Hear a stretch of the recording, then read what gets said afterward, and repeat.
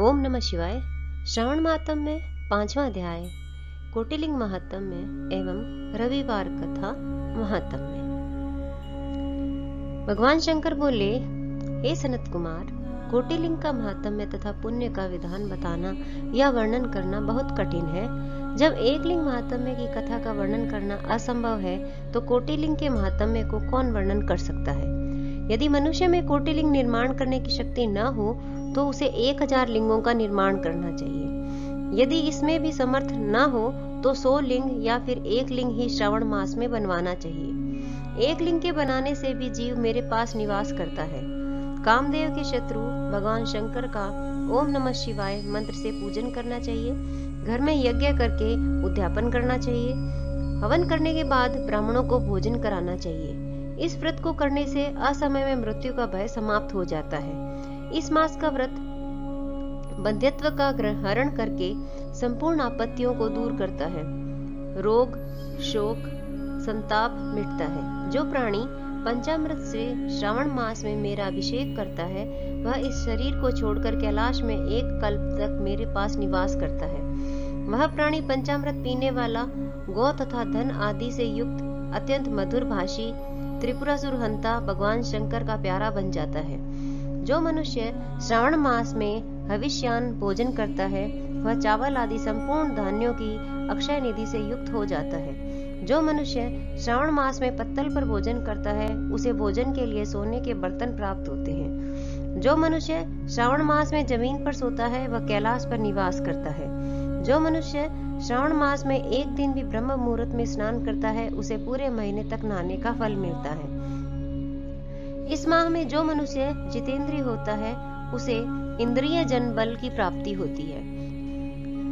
इस महीने में स्फटिक मणि, पाषाण, मिट्टी तथा मरकत मणि से निर्मित शिवलिंग या स्वयं उत्पन्न या बनाए हुए या पिशान निर्मित अथवा पीतल या चंदन, मक्खन निर्मित शिवलिंग में 1 बार अर्चन करने से 100 ब्रह्म हत्या का पाप मिट जाता है।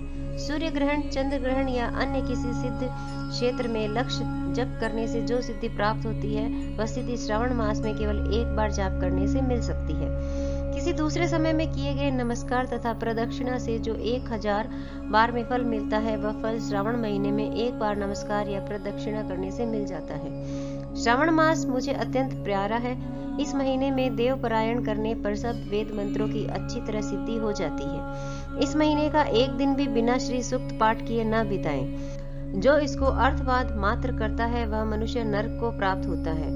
मनुष्य को समिधा, चरु, तिल और घी से ब्रह्म यज्ञ करना चाहिए। धूप, गंध, पुष्प, नैवेद्य आदि के द्वारा अर्चना करनी चाहिए।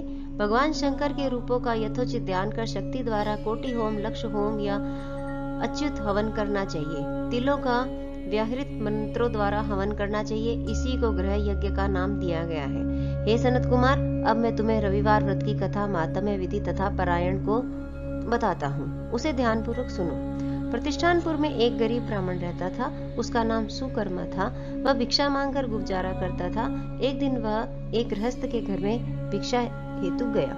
वहां स्त्रियां रविवार का व्रत कर रही थी। उस ब्राह्मण भिक्षुक को देखकर उन स्त्रियों ने अर्चना सामग्री को ढक दिया। उधर ब्राह्मण के मन में अर्चन विधि जानने की इच्छा जागृत हुई। वह बोला, हे साध्वी महिलाओं, आप सबने इस व्रत की सामग्री को क्यों ढक दिया? आप दयालु हैं, कृपया मुझे भी इस व्रत को करने की विधि बताएं। मैं अपनी दारिद्र्य अवस्था से दुखी हूँ। यह उत्तम व्रत श्रवण कर मैं भी इस व्रत को करना चाहता हूँ। इस व्रत के विधान तथा फल को मुझे भी बताइए। स्त्रियों ने कहा, हे ब्राह्मण देवता, यदि व्रत में उन्माद या प्रसाद अथवा विस्मरण, भक्तिहीनता या अनास्था करोगे तो यह व्रत निष्फल हो जाएगा। अतः इस व्रत को तुम्हें हम कैसे बता दें? ब्राह्मण बोला, मैं ऐसा नहीं करूंगा।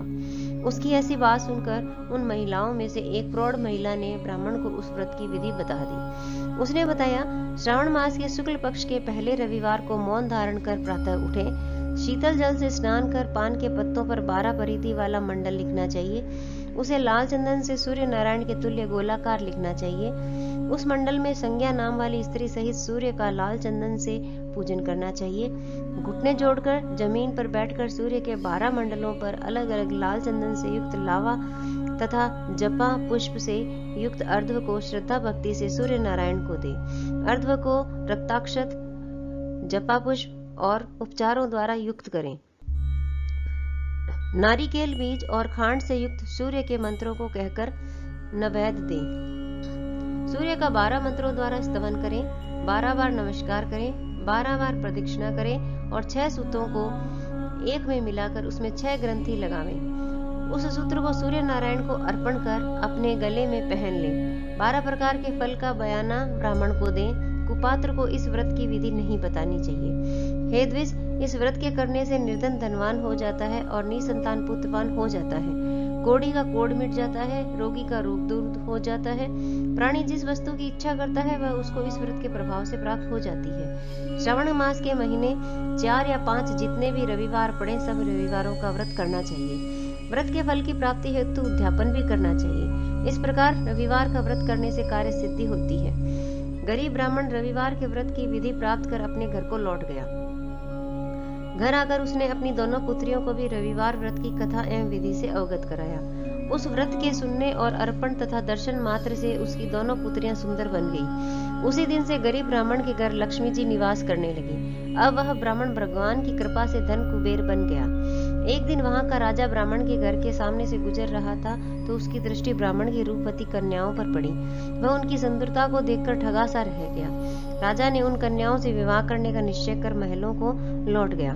राजा ने अपने पुरोहित को ब्राह्मण के यहाँ उसकी दोनों पुत्रियों से विवाह करने का संदेश लेकर भेजा। ब्राह्मण ने राजा का प्रस्ताव स्वीकार कर अपनी दोनों पुत्रियों का विवाह राजा से कर दिया। राजमहल में जाकर दोनों कन्याओं ने रविवार का व्रत किया और वे पुत्र पौत्रों से युक्त हो गई। हे सनत कुमार, जिस व्रत के सुनने मात्र से सब आकांक्षाओं की पूर्ति हो जाती है तो उसके अनुष्ठान के फल का क्या ही कहना। इसी प्रकार श्रवण महात्म्य का 5वां अध्याय पूर्ण हुआ। ओम नमः शिवाय।